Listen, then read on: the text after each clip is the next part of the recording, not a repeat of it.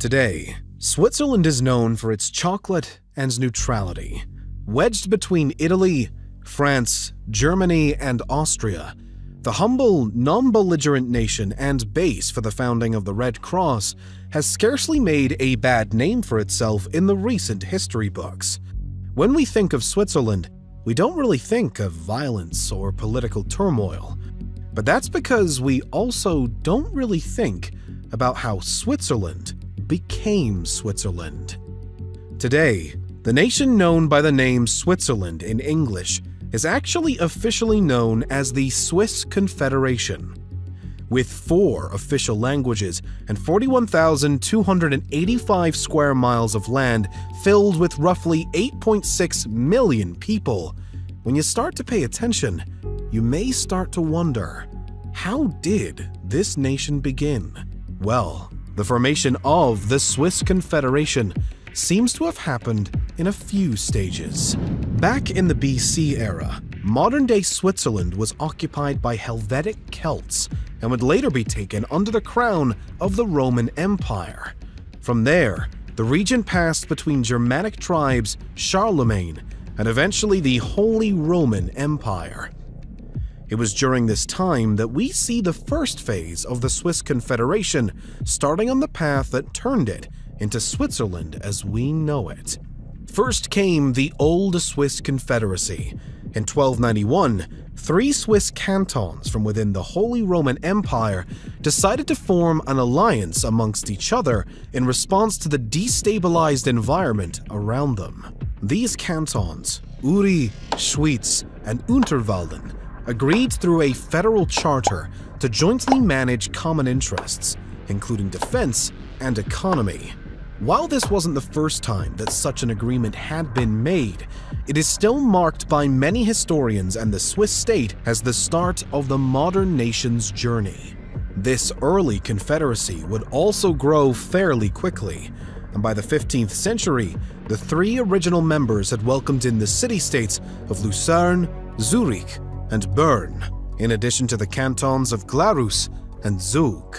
This successful expansion was not praised by all, though, and the Austrians in particular became agitated by it. Military conflicts between members of the Swiss Confederacy and Austria began to break out off and on throughout the latter half of the 14th century. This clash was a result of the ongoing strife between the Old Swiss Confederacy and the Duchy of Austria under the command of Leopold III and resulted in a remarkable Swiss triumph. Another victory came in 1388 when the Swiss and Austrians collided again, this time at the Battle of Naples. And an even bigger turning point came for the Swiss in 1499 with the Swabian War. The Swabian War occurred between the Habsburgs of Austria and their Swabian League allies against the Swiss Confederacy, with their friends from the 3 leagues of the Grisons. As before, the root of the conflict was a territorial dispute over other neighboring lands, as the Swiss were continuing with their expansion at the expense of Austria's own ambitions. The war lasted from January through September of the same year and resulted in a peace treaty that greatly favored the Swiss and eventually granted the Confederacy de facto independence from the Holy Roman Empire. Still, the Swiss cantons remained an official part of the Holy Roman Empire for a bit longer. However, their expansion did not end by any means. For example, in 1501, 2 more cantons, Basel and Schaffhausen, joined the Confederacy. In September of 1515, the Battle of Marignano between the Old Swiss Confederacy pitted against France and Venice proved that the so-far invincibility shown by the Swiss was not quite as bulletproof as they had hoped. Nonetheless, despite the crushing defeat, the Confederacy stood strong and moved on to the next obstacle, the Protestant Reformation. The Swiss Confederacy was directly affected by the Reformation and subsequently became greatly divided. Between the influence from Luther over in Germany to that of Zwingli and Calvin, the Swiss were overwhelmed by Protestantism and many began to follow the movement and align with its beliefs. This caused a rift between those newly Protestant Swiss and the remaining Catholics within the Confederation, and a period known as the Wars of Kappel and later the Wars of Villmergen came as a consequence. Despite the internal conflicts, though, the overall shared interests of the Confederacy members proved to be of high importance and managed to hold the alliance together. As a result, by the mid-17th century, with the signing of the Treaty of Westphalia, the Swiss Confederacy was able to gain full independence from the Holy Roman Empire. Though freedom was sweet, it was short-lived for the Swiss. In the late 18th century, Napoleon led his troops into the Swiss cantons for a successful annexation that resulted in the establishment of a centralized government and a single state under the French. It took almost 2 decades for this to be undone with the Congress of Vienna in 1815, but this finally re-established the original Confederacy. Additionally, this agreement reconfirms the former neutrality that the Swiss Confederacy had established back with the Treaty of Westphalia, and allowed the admission of Valais, Neuchâtel, and Geneva into the Confederacy. This victory quickly led to another major step toward the establishment of today's Switzerland.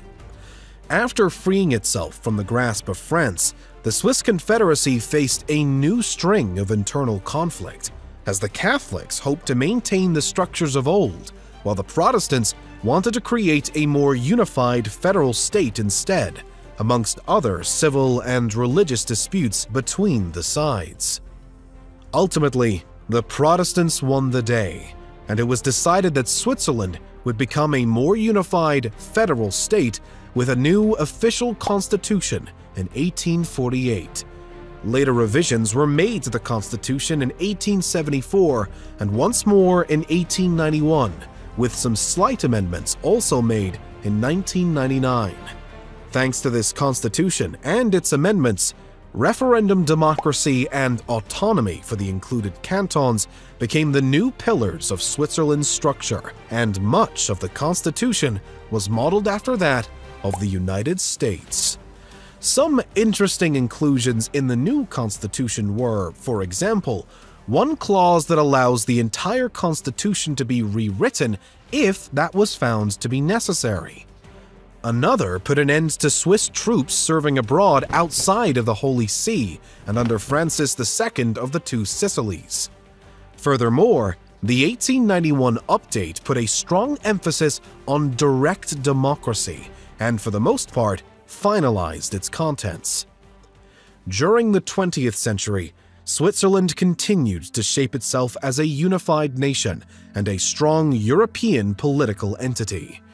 Nonetheless, it opted to stay out of both world wars and eventually joined the Council of Europe in 1963 and became a full member of the United Nations in 2002. While attempts to join the European Union ultimately resulted in a culmination of failure and withdrawal of effort, Switzerland still maintains close ties with its surrounding EU neighbors and did vote to join the Schengen area.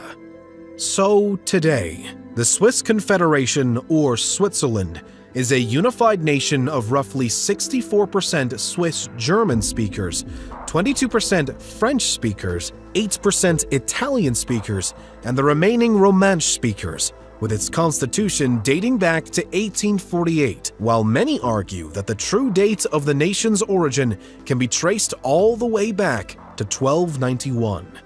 The question of how Switzerland came to be formed can be answered in a few ways. One being the simple timeline of how it happened: the formation of the Old Swiss Confederation, the expansion period, freedom from the Holy Roman Empire, the centralization under Napoleon, the re-establishment of the original Confederation with the Congress of Vienna, the Civil War, and finally, the establishment of the modern Confederation and its constitution. This, of course, fails to address the rest of the how, or maybe the why. For a while, there was no desire for Switzerland to become any type of unified nation, and the rulers of the cantons were satisfied with the structure of the old Confederacy. At that point in time, the higher priority was gaining more autonomy from the Holy Roman Empire and later France. Still, the first inklings of such changes may have begun with the Protestant Reformation back in the 16th century. Without a doubt, though, the division that this created proved to be a root cause in the eventual push by the Protestants for a unified state, amongst other changes. The war between the traditional Catholics and the liberal Protestants only showed the people even more that unity was necessary, and a federal government would be beneficial in healing the divide.